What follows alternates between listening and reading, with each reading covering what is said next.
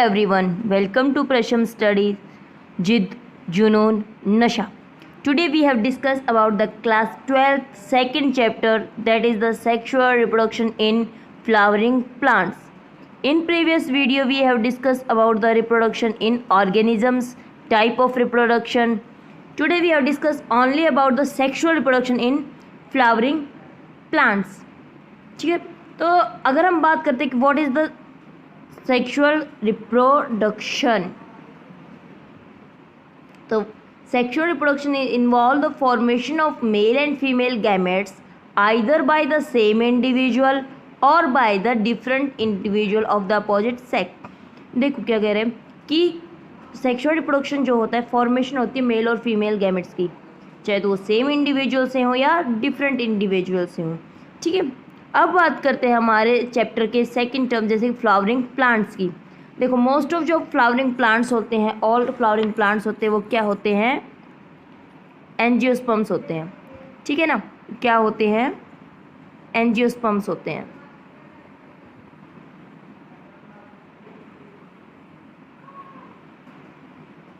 ठीक है, एंजियोस्पर्म्स देखो सबसे पहले ओरिजिनेट हुए थे म्यूसिक इरा के अंदर.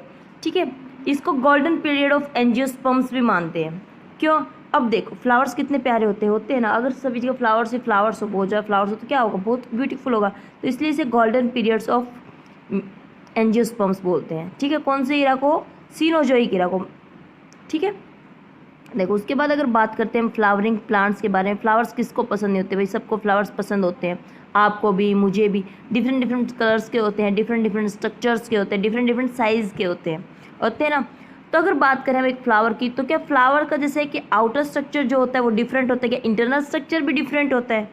नहीं, ऑलमोस्ट ऑल फ्लावर्स का 99% फ्लावर्स का क्या होता है? इंटरनल स्ट्रक्चर जो होता है वो सेम होता है. 1% क्यों नहीं होता? देखो क्या होगा, बाइसेक्सुअल हो सकता है, यूनिसेक्सुअल हो सकता है. तो वो उस कंडीशन में मतलब ऑलमोस्ट जो फ्लावर्स का जो इंटरनल स्ट्रक्चर होता है वो सेम होता है. वही एंड्रोशियम होते हैं, वही गाइनोशियम होते हैं. ठीक है, तो देखो सबसे पहले फ्लावर इतना इम्पोर्टेंट क्यों है एक प्लांट के अंदर? तो फ्लावर क्या है? The process of reproduction takes place in the plant through a special structure called flower. वो स्पेशल स्ट्रक्चर क्या है? फ्लावर है, जिसकी वजह से प्लांट के अंदर क्या सेक्सुअल रिप्रोडक्शन होता है. ठीक है,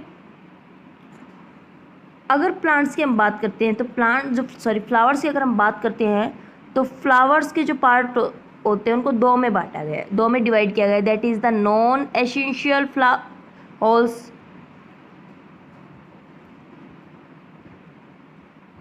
फ्लावर्स को जो होल्स होती है उसको बांटा गया है नॉन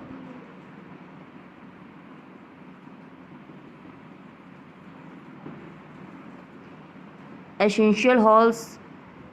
ठीक है, और एसेंशियल होल्स. ठीक है, नॉन एसेंशियल्स कौन से? नॉन एसेंशियल्स का मतलब यहाँ पे ये नहीं है कि वो बिल्कुल ही काम नहीं आएंगी, नहीं. नॉन एसेंशियल्स का मतलब ये कि अगर वो ना भी प्रेजेंट हो तो भी फ्लावर में रिप्रोडक्शन होगा, लेकिन अगर एसेंशियल होल्स अब्सेंट हैं तो फ्लावर के अंदर रिप्रोडक्शन नहीं होगा. ओके, तो देखो कुछ हमारे क्या है आगे के कुछ हम इन पॉइंट्स डिस्कस कर रही हूँ आपके साथ. देखिए second point, the calyx of sepals. एक सेकंड, आपको पहले स्ट्रक्चर से समझाती हूँ कि क्या होगा, फिर इसके बाद आपको कैलिक्स कोरोलाइन का कोई कन्फ्यूजन नहीं रहेगा.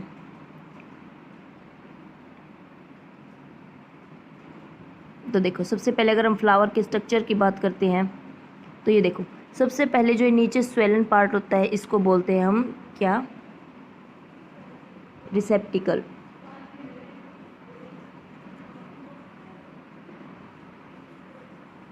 टोरस भी बोलते हैं इसको. ठीक है, उसके क्या होता है रिसेप्टिकल का वर्क क्या है? रिसेप्टिकल जो ऑल फ्लावर पार्ट्स होते हैं ना वो रिसेप्टिकल के पास से अराइज होते हैं. ठीक है, तो एक स्वेलन पार्ट होता है. सेकंड, इसके अंदर प्लेसेंटा होती है. प्लेसेंटा क्या काम करती है? आपको पता है कि प्लेसेंटा क्या काम है? न्यूट्रिशन प्रोवाइड करती है फ्लावर को प्लांट से. ठीक है, उसके बाद देखो जो यहाँ पे क्या होता है, ग्रीन कलर की लीव्स होती है. ये वाली जो लीव्स होती हैं ये ग्रीन कलर की छोटी छोटी लीव्स होती हैं, इनको बोलते हैं सेपल्स. ठीक है, और जो यहाँ पे जो ये होती हैं, ये वाली लीव्स होती हैं, ऊपर हम देखते हैं कलरफुल्स जो होती हैं, जैसे कि पिंक लगाओ, रेड लगाओ, ठीक है। जो ये कलरफुल वाली होती है, ये कौन सी होती हैं? पेटल्स, ठीक है। सॉरी, देखो ग्रुप ऑफ सेपल्स क्या होगा? ग्रुप ऑफ सेपल्स होता है कैलेक्स। ग्रुप ऑफ पेटल्स होगा क्या? कोरोला। अगर कभी कभी क्या होता है किसी किसी प्लांट में पेटल और सेपल का जो कलर होता है ना वो सेम होता है, that is the green colour. याद रखना कि पेटल्स का कलरफुल होंगी, सेपल्स कभी भी कलरफुल नहीं होंगी, वो ओनली ग्रीन कलर की होंगी, तो उनका कलर कभी भी चेंज नहीं होता है। तो अगर सेपल्स का कलर चेंज हो इसमें इट मीन्स कि पेटल्स का कलर क्या हो गया? उसमें ग्रीन हो गया। तो हम आइडेंटिफाई नहीं कर पा रहे हैं कि पेटल्स कौन सी हैं और सेपल्स कौन से हैं। तो उस टाइम में जब ये सिचुएशन आती है तो एक टर्म हम यूज़ करते हैं, दैट इज़ टेपल, ठीक है, दैट इज़ टेपल। ओके, फिर उसके बाद बात करते हैं, देखो हमारे में सेक्स ऑर्गन्स के बारे में। देखो अगर हम बात करते हैं मेल सेक्स ऑर्गन्स की, तो दैट इज रिप्रोडक्शन ऑर्गन की, तो वो कौन सा होगा हमारा? ये वाला पार्ट, अपर पार्ट होगा क्या? स्टिग्मा। जो बीच में ये ट्यूब लाइक स्ट्रक्चर हमें दिया हुआ है that is the style, and नीचे स्वेलन पार्ट है दैट इज ओवेरी, और ओवरी के अंदर होंगे क्या? ओव्यूल्स। ओके, इसको पिस्टल भी बोलते हैं और कार्पल भी बोलते हैं, ठीक है। अब बात करते हैं मेल सेक्स ऑर्गन के बारे में। तो मेल सेक्स ऑर्गन देखो, ये मेल सेक्स ऑर्गन है, ठीक है। जो अपर पार्ट होगा वो क्या होगा? एंथर। जो बीच में ये ट्यूब लाइक पार्ट है दैट इज़ द फिलामेंट, ठीक है। अब इन दोनों को मिलके क्या बनता है? स्टेमन। देखो ये चीज़ तो हम 6th क्लास से पढ़ते आ रहे हैं कि पिस्टल होता है, स्टेमन होता है, कार्पल भी हमने सुना है, लेकिन अब हम 12th क्लास में हैं तो हम ये पिस्टल स्टेमन की जगह में एक टर्म और यूज़ करते हैं। पिस्टल को बोलते हैं हम गाइनोशियम, ओके, और स्टेमन को बोलेंगे हम एंड्रोशियम। भूल जाओ, ये 6th 7th क्लास की बातें हैं, 9th 10th तक तुमने चलिए यहाँ स्टेमन होता है, पिस्टल होता है, ओवरी होता है, ठीक। अब यहाँ पे हम जो मेल रिप्रोडक्टिव ऑर्गन है उसको बोलेंगे क्या? Gynoecium, and the female reproductive organ that is the androecium. Got it? अच्छे से समझ आ गए ना? अब चलते हैं, देखो कुछ पॉइंट्स का अब डिस्कस करते हैं हम। देखो क्या होता है कि जो फ्लावर्स होते हैं और फ्लावरिंग प्लांट्स जो शो करते हैं कौन सा रिप्रोडक्शन? सेक्सुअल रिप्रोडक्शन, ठीक है। इनके अंदर डाइवर्सिटी ऑफ स्ट्रक्चर्स इन्फ्लोरेसेंस के अंदर होती है, फ्लावर पार्ट्स के अंदर होती है, ठीक है। और किसी किसी प्लांट में अमेजिंग रेंज ऑफ अडेप्टेशन होती है, किस लिए? फॉर्मेशन ऑफ सेक्सुअल रिप्रोडक्शन के लिए, ओके। तो देखो हम बात करते रहे कि हमने ये तो बात कर ली कि फ्लावर क्या होता है, ठीक है। अब बात करते हैं कैलिक्स को हम क्या बोलते हैं? मैंने बताया था कैलिक्स को बोलेंगे हम sepals, group of petals called Corolla, ठीक है। एंड स्टेमन्स को क्या बोलेंगे? एंड्रोशियम। कार्पल्स यानी पिस्टल को बोलेंगे गाइनोशियम, ठीक है। क्या होते हैं? एक फ्लावर के अंदर प्रेजेंट होते हैं। देखो कभी कभी हमारे क्वेश्चन आता है कि अगर हम क्वेश्चन लिखा होगी what is the complete flower, ठीक है, what is the complete flower. तो कंप्लीट फ्लावर का मतलब क्या होगा? उसके अंदर कैलिक्स भी प्रेजेंट होना चाहिए, उसके अंदर कोरोला भी प्रेजेंट होना चाहिए, उसके अंदर एंड्रोशियम भी एंड गाइनोशियम भी, okay. Is that clear? Next में ये कह रहा है कि the calyx and the Corolla term essential halls. बताया था फर्स्ट, देखो अगर हम याद करते हैं first and second non essential halls. First किसको बोलेंगे हम? कैलिक्स यानी सेपल के हॉल को बोलेंगे। सेकेंड हॉल का मतलब यहाँ पे क्या? लेयरिंग है, ठीक है। कोरोला की होगी तो first and second are non essential whorls, और थर्ड और fourth is the essential whorl that is androecium और गाइनोशियम हॉल्स, ठीक है। ये देखो नेसेसरी क्यों नहीं है, नॉन एसेंशियल हॉल्स क्यों बोला गया कैलिक्स और कोरोला को? कि because these structure do not participate in the reproduction but helps only. क्या करते हैं? ये रिप्रोडक्शन में पार्टिसिपेट नहीं करते, सिर्फ हेल्प करते हैं, मतलब कि एक एज ए कैटलिस्ट काम करते हैं। कैटलिस्ट सुना है ना केमिस्ट्री में, वो सुना होगा ना। वो क्या करते हैं? वो सिर्फ रिएक्शन को इंक्रीज या डिक्रीज करते हैं, उसकी रेट को, उसके अंदर पार्टिसिपेट नहीं करते। सेम अगर हम बात करते हैं यहाँ पे यही वर्क है किसका? कैलिक्स और कोरोला का। वो रिप्रोडक्शन को क्या करेंगे? उसके अंदर पार्टिसिपेट करेंगे और लेकिन हेल्प नहीं करेंगे। क्यों? अगर देखो फ्लावर कलरफुल नहीं होगा तो उसके ऊपर इंसेक्ट क्या होंगे, पोलिनेशन नहीं करेंगे ना। पोलिनेशन नहीं होगा तो फिर हो ही नहीं सकता ना रिप्रोडक्शन। तो वो क्या करते हैं, पोलिनेशन में जो उनकी फ्रेगनेंस होती है वो इंसेक्ट को क्या करती है, अट्रैक्ट करती है। जो उनका कलर्स होता है वो इंसेक्ट को अट्रैक्ट करता है। इसीलिए क्या होता है, वो सिर्फ पार्टिसिपेट करते हैं, लेकिन पार्टिसिपेट करते हैं रिप्रोडक्शन में, लेकिन उनके कोई पार्टिसिपेट नहीं करते, वो सिर्फ रिप्रोडक्शन में हेल्प करते हैं। ठीक है। अगर हम द एंड्रोशियम और गाइनोशियम एसेंशियल से, क्यों, क्योंकि ये डायरेक्टली रिलेटेड है किससे, रिप्रोडक्शन से डायरेक्टली रिलेटेड होते हैं। ठीक है। First all the N Grew realise the fact stamen in the male sex organ of the flower. N Grew ने रियलाइज किया था कि मेल सेक्स ऑर्गन जो होता है फ्लावर के अंदर वो स्टेमन होता है सबसे पहले। तो मतलब उसको नाम किसने दिया था, दैट इज एनग्रू ने दिया था। देखो बेटा, ये जो मैं आज करवा रही हूँ लेक्चर, ये जो PDF है, इसको पढ़ने के बाद आपको किसी भी हेल्प बुक लेने की ज़रूरत नहीं है। ऑल नीड क्वेश्चंस इसमें से आप आराम से कर सकते हो। पूरी वीडियो को देखना। ये छोटे छोटे तुम सोचते हो ना ये हमारे काम में नहीं, हमारे सिलेबस में नहीं, आपके सिलेबस में सब होता है, लेकिन आपके एग्ज़ाम पॉइंट ऑफ व्यू से नहीं होंगी, लेकिन board of point of view से नहीं है। लेकिन अगर आप नीट का एग्ज़ाम देते हो तो उस टाइम ही बहुत इंपॉर्टेंट छोटी छोटी चीज़ें ना आपको उसी टाइम ही क्वेश्चन अराइज हो जाते हैं। तो आपको इसको अच्छे से करना, साथ में अपने कॉपी पेन निकाल के रखना, ठीक है ना, साथ साथ नोट्स बनाते चलना। रफ नोट्स बना लोगे ना एक बार तो आप उनको रिवाइज आराम से कर सकते हो। ठीक है। और कोशिश करना कि ऑल चैप्टर के रफ नोट्स आपके पास एक भी हो। जैसे हम नेक्स्ट वीडियो में डिस्कस करेंगे तो आपके पास पुराने होंगे तो आप रिलेट इजीली कर सकते हो। ठीक है। अब देखो, sexuality in plant was reported by the Jacob Camerarius. देखो हमने सेक्सुअलिटी प्रीवियस में किया था कि वो बाइसेक्सुअल है, यूनिसेक्सुअल है, ठीक है ना, हमने डिस्कस किया था। तो आपको उसमें आई थिंक सो कोई प्रॉब्लम नहीं होनी चाहिए।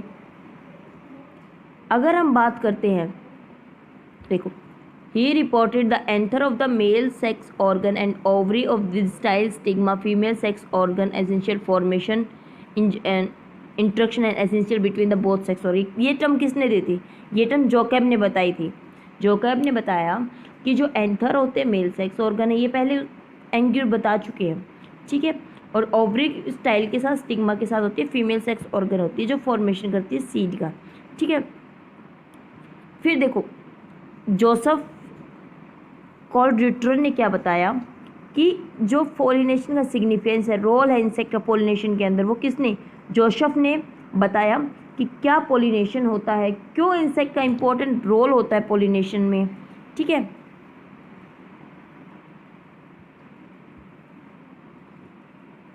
अब C.F. Wolff, father of the plant embryology,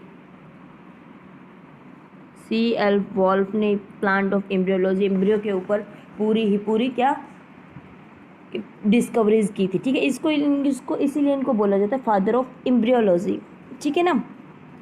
कौन है फादर ऑफ एम्ब्रियोलॉजी, आपकी क्वेश्चन आ रहा है what is the father of, who is the father of plant embryology, that is the C.F. Wolff. अगर हम बात करते हैं इंडियन प्लांट एम्ब्रियोलॉजी की, देखो हमेशा पर क्या होता है, हम कन्फ्यूजन रहते हैं, एम्ब्रियोलॉजी का नाम सुना तो यहाँ CF हो गया, या फिर हमें P महेश्वरी याद था। तो याद रखना कि इंडियन एम्ब्रियोलॉजी का फादर कौन है, professor P Maheshwari is the father of the Indian plant embryology. He wrote a book an introduction to angiosperm of embryology. ठीक है। आप इस बुक को अगर पढ़ना चाहो तो पढ़ सकते हो। और देखो, प्लांट्स को 2 टाइप्स में डिवाइड किया गया है उनके लाइफ साइकिल के बेस पे। ठीक है। तो देखो, first is a monocarpic plant and second is a polycarpic plant. अगर हम मोनोकार्पिक प्लांट्स की बात करते हैं तो क्या होते हैं, the plant in which flowering and fruiting takes place only once in a whole life cycle. वो प्लांट जिनको पूरी लाइफ साइकिल में सिर्फ एक ही बार फ्लावर या फ्रूट बनते हैं, ठीक है, उनको हम बोल सकते हैं एनुअल और बाई एनुअल। ठीक है। पॉलीकार्पिक का मतलब क्या होता है, the plants in which the flowering and fruit takes place many times in the entire life are known as the polycarpic. अपनी पूरी लाइफ के अंदर क्या होता है, वो बहुत बार फ्लावर्स को और फ्रूट्स को देते हैं। ठीक है। उसको बोलते हैं पीरियड प्लांट्स। अगर हम एक्सेप्शन की बात करते हैं तो बैम्बू, प्लाम्स एंड बनाना। ठीक है। एक सेंचुरी प्लांट है एगेव अमेरिकाना, पीरियड प्लांट है लेकिन अपनी लाइफ में सिर्फ मोनोकार्पिक की तरह यूज़ करते हैं। इन प्लांट्स को बोलेंगे पीरियड लेकिन अपनी लाइफ में एक एज एग्जाम्पल है मोनोकार्पिक प्लांट्स की।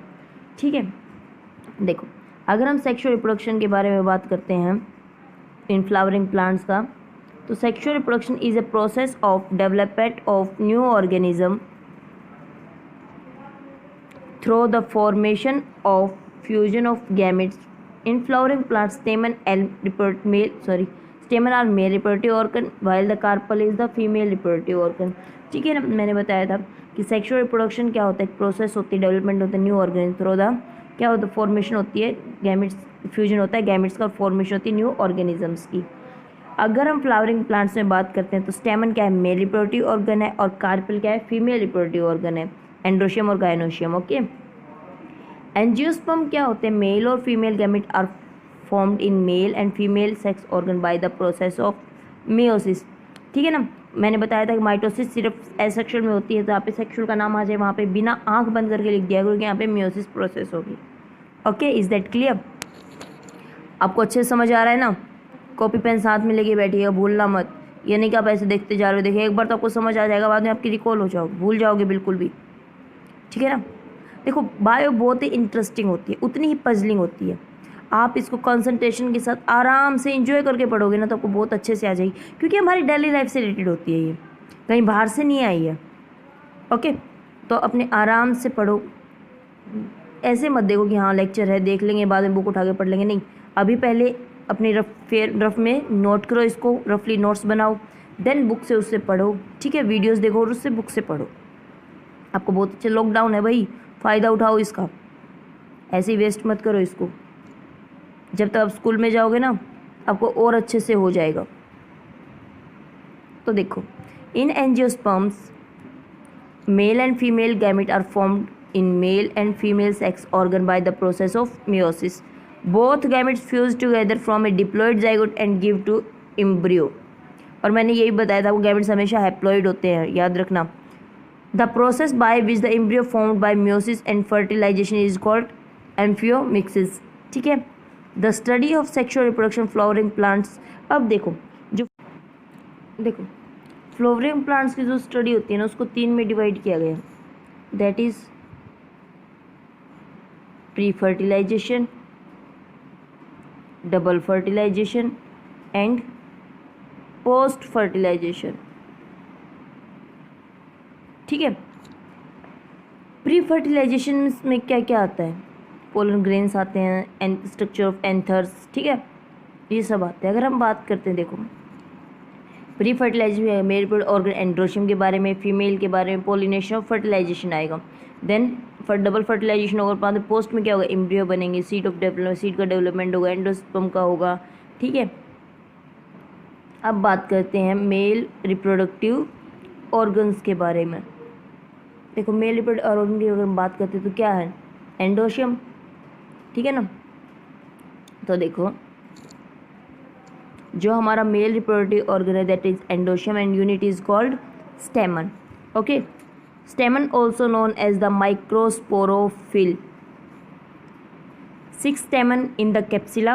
A typical stamen differentiates into 3 parts: a long thin tube that is a filament, ठीक है, joined with the stamen to the thalamus, and the free end of filament and swellar bearing structure is called anther. Anther and filament attached together. Okay, देखो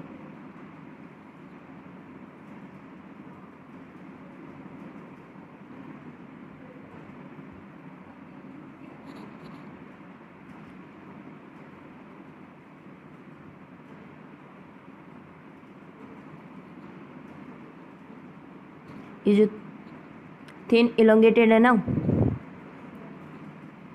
ये वाला, ये क्या हो गया हमारा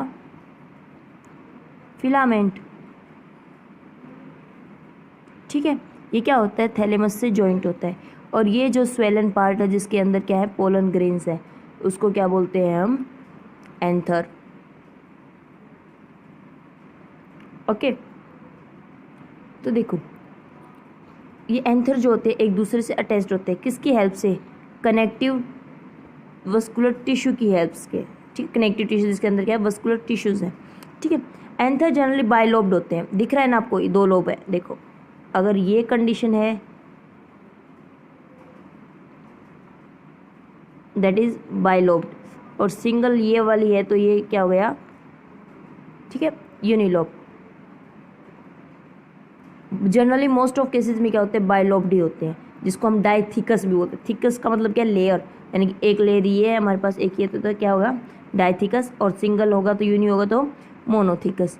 ओके, अब देखो ईच लोब के अंदर क्या होता है, जो पोलन ग्रेन्स की जो लोब होती है ना, ये वाली, इनके अंदर होते हैं पोलन सैक यानी कि पोलन चैम्बर, और पोलन चैम्बर के अंदर क्या होते हैं, पोलन ग्रेन्स। देखो इसके अंदर 4 होती हैं। अब हमें एक साइड से दिख रहा है, इसके अगर दूसरी साइड देखें तो भी क्या है, 2 और चैम्बर है। किसकी में, ऐसे यहाँ पे कॉर्नर्स पे क्या है, पोलन सैक्स है, जिसके अंदर पोलन ग्रेन्स है। ओके, जब देखो 4 अगर पोलन सैक थे तो उसको बोलेंगे हमें टेट्रास्पोरोजिनेट। क्या बोलेंगे, टेट्रास्पोरोजिनेट, अगर 4 पोलन सैक हैं तो। ओके, तो देखो एक टिपिकल एंथर है 4 pollen sac, that is the tetrasporangiate. Pollen grains are form inside the pollen sac through the mitotic division of the pollen mother cells. क्या होता है, पीएमसी, पोलन मदर सेल्स क्या होती है, माइटोटिक डिवीजन से divide होंगी, किसके अंदर, पोलन सेक्स के अंदर। क्या फॉर्मेशन होगी, पोलन ग्रेन्स की। At the maturity of the pollen grains sterile tissue degenerate होना स्टार्ट होंगे, which are present between the pollen sacs. Pollen sacs के बीच में जो सर्टाइल टिश्यू है ना, वो डिजनरेट होना स्टार्ट हो जाते हैं। अब क्या हो जाएंगे, फिर वो पोलन सेक्स जो क्या हो जाएंगी, फ्यूज हो जाएंगी, दोनों जुड़ जाएंगी, ठीक है। Because this is the reason why the one chamber appear in the anther lobe at the maturity. क्या होता है, जब मैच्योर होता है तो उसके अंदर सिर्फ एक ही चैम्बर होता है, and 2 chamber are sure in the, क्या होगा, एक लेयर के अंदर, ठीक है। क्या होगा, एक चैम्बर यानी कि 4 हैं तो उनकी 2 लेयर बन जाती है, जिसको हम बोलते हैं डिनहेंस टाइम हो जाता है। उस टाइम पे क्या होता है, जो उसकी वॉल है वो रैप्चर होना स्टार्ट करती है। अगर हम बात करते हैं मालवेसी फैमिली की, in the Malvaceae the anther of स्टेमन only 1 anther lobe, जिसको बोलते हैं मोनोथिकस, तो उसको बोलेंगे क्या होगा, अगर 1 लेयर है तो उसके अंदर क्या है, 2 है ना। मैंने कहा कि एक के अंदर, देखो एक के अंदर 2 है तभी तो 2 के अंदर 4 है ना, तो इसके अंदर क्या है, 2 है तो उसको क्या बोलेंगे, बाइस्पोरोजिनेट, ठीक है। अगर मोनोथिकस एंथर की बात करें तो किस में मिलता है, मोरंगिना और वोल्फिया प्लांट्स के अंदर। Where is the only 1 microsporangium per anther, एक एंथर के सिर्फ एक ही माइक्रोस्पोरेंजियम होता है। आर्चिडोथोम्बियम, जिसको हम बोलते हैं, कंडीशन इज कॉल्ड मोनोस्पोरोजिनेट। अगर हम एक स्ट्रक्चर ऑफ एंथर्स की बात करते हैं, एंथर के स्ट्रक्चर की अगर हम बात करते हैं तो ये देखो,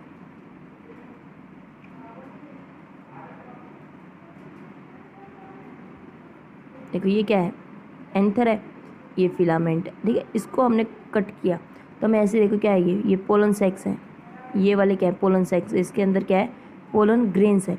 ये लाइन ऑफ डिनहेंस है, जैसे ही मैच्योर होंगे ये क्या हो जाएगी, रैप्चर होना स्टार्ट हो जाती है, ठीक है। अब स्ट्रक्चर की बात करते हैं,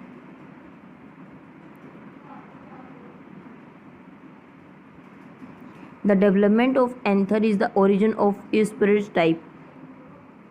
देखो फिगर 1 इसका है, टिपिकल स्टेमन का है, और ये क्या है, डाइसेक्शन कट है। It is develop from more than 1 archesporial cells. ये देखो, ये जो टिश्यू होता है ना, ये जो लेयर होती है इसकी, यहाँ पे देखो, ये वाली जो लेयर होती है ना, ये बनी होती है आर्ची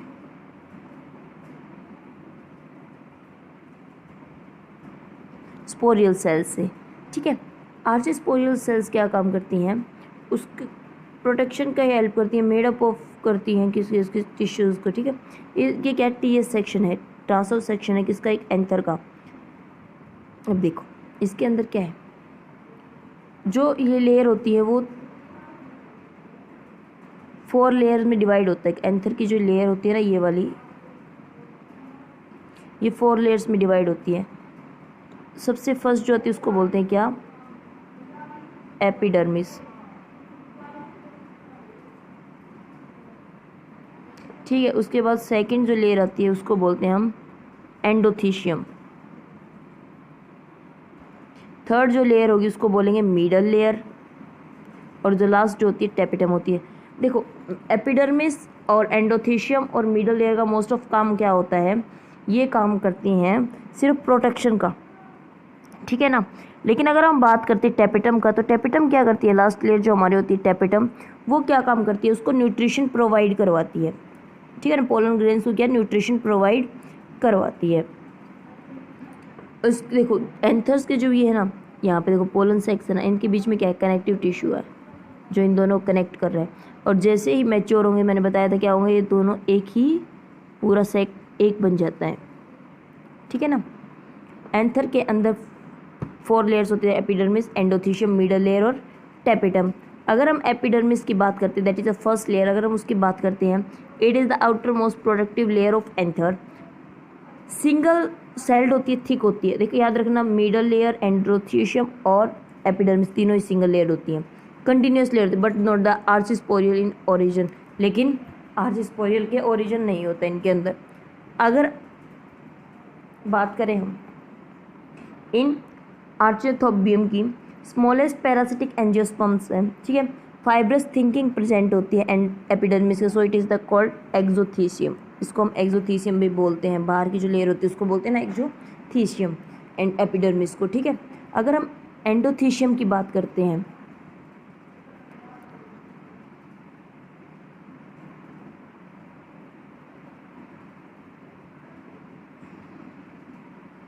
देखो अगर हम एंडोथीशियम की बात, this layer is present below the epidermis, single celled thick layer होती है। ड्यूरिंग द मैच्योरेशन क्या होता है, एंथर में वेरियस चेंज, डिफरेंट वॉल्स में वेरियस चेंज आते हैं किसके अंदर, एंडोथीशियम के अंदर। तो outer these are cell remain walled but the inner wall radial walls and become thick due to the thickening of alpha cellulose fibres.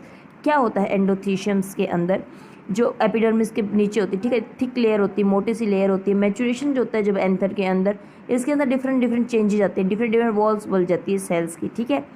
तो आउटर वॉल जो होगी ना वो रिमेन थिन रहती है, जो बाहर की जो वॉल रहती है वो थिन पतली रहती है, लेकिन जो इनर वॉल्स होती हैं, जो रेडियल वॉल्स होती है वो मोटी हो जाती हैं। किसकी वजह से, क्योंकि उसके अंदर अल्फा सेलुलोज फाइब्रस का डिपोजिशन हो जाता है, ठीक है। उसके अंदर सेलुलोज बैंड्स होते हैं अलोंग द रेडियल वॉल्स के साथ साथ। कुछ प्लेसेस पे cellulose band fibrous thinking absent होती है, ठीक है, उसको बोलते हैं स्ट्रोमिनम। अब हमने देखा था ना यहाँ पे देखो, यहाँ पे क्या है, यहाँ पे एंडोथीशियम नहीं है, तो इस वजह से यहाँ पे क्या अल्फा सेलुलोज डिपोजिशन नहीं हुआ, इस वजह से यहाँ पे क्या हो गया, कोई भी फाइब्रस बैंड नहीं बन पाया, तो यहाँ पे क्या हो गया, एब्सेंट हो गया, ठीक है ना। तो क्या होगा, ये क्या काम करती है endothecium, at the dehiscence of the anther takes place only from these places. क्या होता है, सिर्फ यहाँ पे ही क्या होता है, जहाँ पे स्ट्रोमियम है यहाँ से क्या होता है, यहाँ पे से वॉल रप्चर होना स्टार्ट हो जाती है। Endothecium become scopic due to the presence of fibrous thickening, so it help in a dehiscence of anther. क्या हो जाती है कि फाइब्रस थिंकिंग की वजह से ये रप्चर होना स्टार्ट हो जाती है, और क्या होता है, ऑर्गेनिज्म जो होता है, जो उसके एंथर होता है वो रप्चर हो जाता है, जो पोलन ग्रीन्स है वो आउट हो जाता है, ठीक है ना। देखो आपको इस वीडियो में कुछ स्पेशल नोट्स भी दिए हुए हैं, पीडीएफ ना आप हमारे टेलीग्राम लिंक से वहाँ से ज्वाइन करके ले सकते हो, जिसका लिंक डिस्क्रिप्शन में आपको मिलेगा, ठीक है ना। तो देखो यहाँ पे मैंने स्पेशल नोट्स को हाईलाइट किया हुआ है। ये क्या है, ये कुछ एक्सेप्शंस हैं, ठीक है ना। तो जो आपके नीट के एग्ज़ाम में या अदर कोई कम्पिटिटिव एग्ज़ाम देते हो जो आपके बायोलॉजी बेस्ड होता है, तो वहाँ पे बहुत ही बेनिफिशियल होती है ना। देखो जो बच्चा मेडिकल लेता है उसका ड्रीम होता है कि वो डॉक्टर बने, ठीक है ना। बहुत कम बच्चों का होता है, ये होता है कि मैं नहीं बनना चाहता, लेकिन मोस्ट ऑफ 99% बच्चे चाहते हैं कि हमारा नीट क्लियर हो। तो बेटा नीट क्लियर होना तो हम आपके लिए बहुत अच्छे से पीडीएफ, बहुत अच्छे से मैं बहुत अलग अलग जगह से अलग अलग बहुत सी बुक्स को सर्च करके आपको ये मिलती है, ठीक है। तो आप इनको ना या तो कहीं सेव रखिए या इनको अच्छे से पढ़ लीजिए, नोट्स बना लीजिए अपनी कॉपी में कि हाँ ये इंपॉर्टेंट नोट्स हैं, क्योंकि एक्सेप्शन बहुत क्वेश्चन जो एक्सेप्शन होते हैं ना वो क्वेश्चन बन के आ जाते हैं। हम सोचते हैं कि छोड़ो कुछ नहीं, लेकिन वही क्वेश्चन बन के आते हैं। तो देखो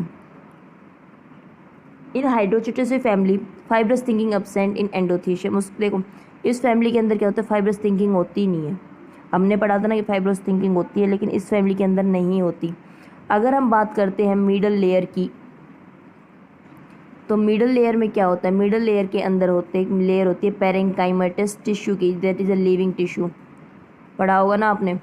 this layer is the one of 3 thick structures food store in parenchymatous cells of this layer. ये क्या काम करती है, फूड स्टोरेज में भी हेल्प करती है। मिडल लेयर क्या होती है, epidermal in nature, absent in the mature anther. जैसे ही एंथर मैच्योर हुआ ये क्या हो जाएगी, डीजनरेट होना स्टार्ट हो जाती है और ये लास्ट में डिसअपियर हो जाती है। देखो कुछ नोट्स इसके, होलोपिटीलिया प्लांट्स 3 और 4 थिक मिडल लेयर्स प्रेजेंट होती है इसके अंदर, ठीक है ना। इन नजडेसिया लिमनेशिया फैमिली के अंदर मिडल लेयर एब्सेंट होती है। वोल्फिया के अंदर मिडल लेयर एब्सेंट होती है। वोल्फिया पता है ना क्या आता है, smallest flower in the world, okay. अगर हम टेपेटम की बात करते हैं, दैट 4th लेयर हमारी, that is the tapetum. Tapetum क्या होती है, एक सिंगल सेल्ड होती है, inner most of think layer होती है और एक्ट करती है एक न्यूट्रिटिव लेयर का। क्या काम करती है, जो फ्लावर होता है उसको न्यूट्रिशन प्रोवाइड करती है प्लांट से, ठीक है ना, एक प्लेसेंटल का काम करते हैं। The pollen sacs are surrounded by tapetum, जो पोलन सेक्स होते हैं वो टेपेटम से सराउंडिंग होते हैं। The cells of tapetum initially diploid होती हैं लेकिन become polyploidy due to the endomitosis की वजह से। क्या होता है, डिवाइडेशन की वजह से ये पॉलीप्लॉइडी हो जाती है। मतलब हमें नहीं पता 3n है, 4n है, 5n है, बहुत ज़्यादा एन सोल्स के अंदर हो जाते हैं नंबर ऑफ, ठीक है ना, chromosome. It means these cells contain many chromosomes.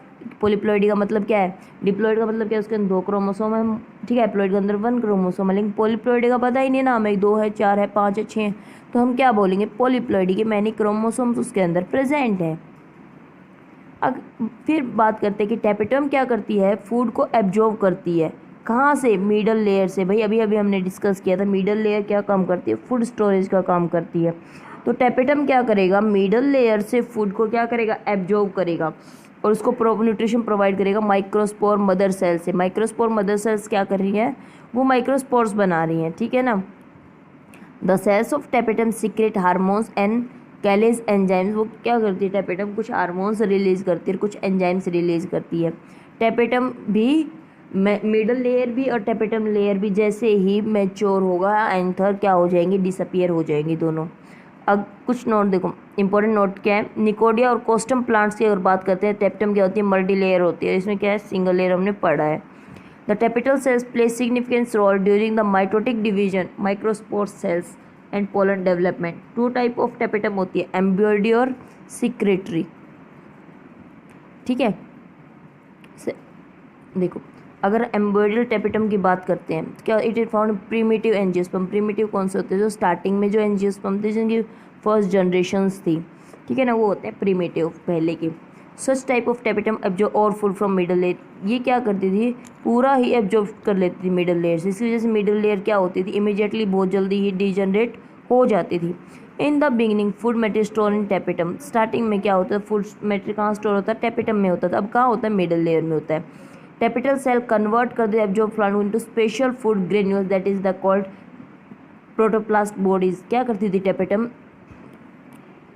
जो उस फूड को कन्वर्ट कर देती थी किस में, फूड ग्रेन्यूल्स में, उसको क्या बोलते हैं, प्रोटोप्लास्ट बॉडीज में उसको कन्वर्ट कर दी थी। इनर मोस्ट जो टेपेटम होती थी डिजोल्व हो जाती थी, रिलीज करती थी protoplast into the cavity of माइक्रोस्पोरोजियम।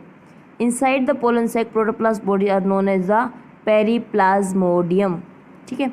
Microspore mother cell surrounding by the periplasmodium and provide the nourishment of developing microspores, okay. आए ना समझ में, क्या होता था कि प्रिमिटिव के अंदर जो टेपेटम होती थी ना, वो क्या करती थी, मिडल लेयर से पूरा खाना एब्जॉर्ब कर लेती थी और उसको कन्वर्ट कर देती थी फूड ग्रेन्यूल्स में, उसको क्या बोलते हैं हम, प्रोटोप्लास्ट बॉडीज़। और जो लेयर होती थी वो क्या होती, टेपेटम डिजोल्व हो जाती थी और क्या अपना कैविटी के अंदर, माइक्रोस्पोरेंज कैविटी के अंदर डिजोल्व हो जाती, और पोलन सैक जो वो डिजोल्व हो जाए उससे बाहर से, तो उसको क्या बोलते हैं, periplasmodium, okay. Is that clear, अच्छे समझ आ रहा है ना। Periplasmodium provide nourishment to developing microscope. क्या करता था पेरीप्लाज्मोडियम, जो न्यू डेवलपिंग माइक्रोस्पोर उनको नरिशमेंट प्रोवाइड करता था। This type of tapetum provide by the nutrition of microspore after the degeneration. क्या करते, जैसे ही टेपेटम डिजनरेट हो जाएंगे ना, उसके बाद पेरीप्लाज्मोडियम उसको न्यूट्रिशन प्रोवाइड करता था। एग्जाम्पल अगर हम टाइफा का, अल्सीमा का, ठीक है। ग्रेन्यूल्स का क्या काम है, ग्रेन्यूल सेक्रेटरी टेपिटम का, सॉरी ग्रैंडुलर का, it is not generated by the quickly, ये इजीली डीजनरेट नहीं होती। Cells are tapetum remain intact होते थे throughout the microspore development, जब तक कि माइक्रोस्पोर डेवलपमेंट नहीं होता ये उसके साथ ही टेस्ट होते। It absorb the nutrient from the middle layer and secret in the cavity of microspore, यानी कि पोलन सेक्स के अंदर क्या करती, मिडल लेयर से एब्जॉर्ब किया और उसके अंदर स्टोर करती। लेकिन हमने एक चीज़ देखी थी, जो एम्बोडियल जो सेल्स थी ना वो फूड को स्टोर करती थी, लेकिन ग्रैंडुलर सेल्स जो वो फूड को स्टोर नहीं करती हैं, ठीक है ना। एग्जाम्पल मोस्ट फ्लावरिंग प्लांट कैप्सिला, उसके अंदर अभी भी होती है। Before the degeneration of the tapetum और special granules pro Ubisch body जिसको बोलते हैं, साइटोप्लाज्म के अंदर क्या होती हैं, टेपिटम की जो डीजनरेशन होने के बाद एक स्पेशल ग्रेन्यूल फॉर्म कर लेते हैं जिसको बोलते हैं pro Ubisch bodies in the cytoplasm. Before the generation of the tapetum they are special granules, sorry pro Ubisch body transfer करती थी क्या, between the cell wall and the cell membrane tapetal cells को। जो देख टेपिटल क्या होगी, tapetum sales अब क्या हो गया, डीजनरेट हो गया, मतलब कि वो डेड हो गई है, अब उनको कहीं तो जाना है ना, तो जो प्रो यूबिश बॉडी की फॉर्मेशन हो जाती थी वो क्या करती थी, सेल वॉल से और सेल मेम्ब्रेन से टेपिटल सेल्स को क्या करती थी, ट्रांसफ़र करती थी। They are surrounded by the sporopollenin, sporopollenin एक स्पेशल टाइप का केमिकल्स होता है जो हार्श कंडीशन में, जैसे कि ड्राउट हो या फिर ह्यूमिडिटी ज़्यादा हो, टेम्परेचर हाई हो, तो उस टाइम में इसको क्या करता है, प्रोडक्शन प्रोवाइड करता है, डीजनरेट होने में, सॉरी डिनहेंस नहीं होने देता। Now they are called Ubisch bodies and orbicules. At last tapetum degenerate हो जाती है और यूबिश क्या हो जाता है, यूबिश बॉडी रिलीज होती है इसके अंदर, पोलन सेक्स के अंदर, और जो यूबिश बॉडी होती है पार्टिसिपेट करती है formation of exine in microspore inside the pollen sacs, ठीक है ना। Generally sporopollenin participate in the outer covering of exine in pollen grains, जो पोलन ग्रेन्स है ना, मानो ये पोलन ग्रेन है, ठीक है, इसकी जो बाहर से तुमने एक स्टिकी पदार्थ लिक्विड मटेरियल सा देखा होगा, कभी छू के देखना पोलन ग्रेन को, एक स्टिकी सा मटेरियल होता है, that is a sporopollenin, okay.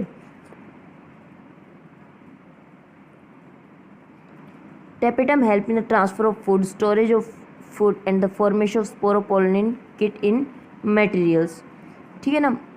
यहाँ तक बच्चों को समझ आ गया ना। तो देखो नेक्स्ट वीडियो में हम बात करेंगे माइक्रोस्पोरोजेनेसिस के बारे में और dehiscence of anther, pollen grains, pollination सब के बारे में हम नेक्स्ट वीडियो में डिस्कस करेंगे। तब तक देखो आप इनको अच्छे से कीजिए, हमें जल्दी नहीं है, आराम से करेंगे क्योंकि हम नीट का भी टारगेट साथ ही लेके चल रहे हैं ना, ठीक है ना। तो अच्छे से करो, अपने नोट्स रफली नोट्स बनाकर फेयर बनाते हो तो और भी बहुत अच्छी बात है। आपको पीडीएफ चाहिए तो हम अपने टेलीग्राम ग्रुप से ले सकते हो जिसका लिंक डिस्क्रिप्शन में है। हमारे फेसबुक पेज को भी ज्वाइन कर लीजिए, वहाँ पे आपको नए नए फैक्ट्स मिलेंगे, ओके। और हमारे यूट्यूब चैनल को सब्सक्राइब किए और ज्वाइन कर लीजिए, यहाँ पे आपको हर एक सब्जेक्ट की वीडियोज़ प्रोवाइड होंगी।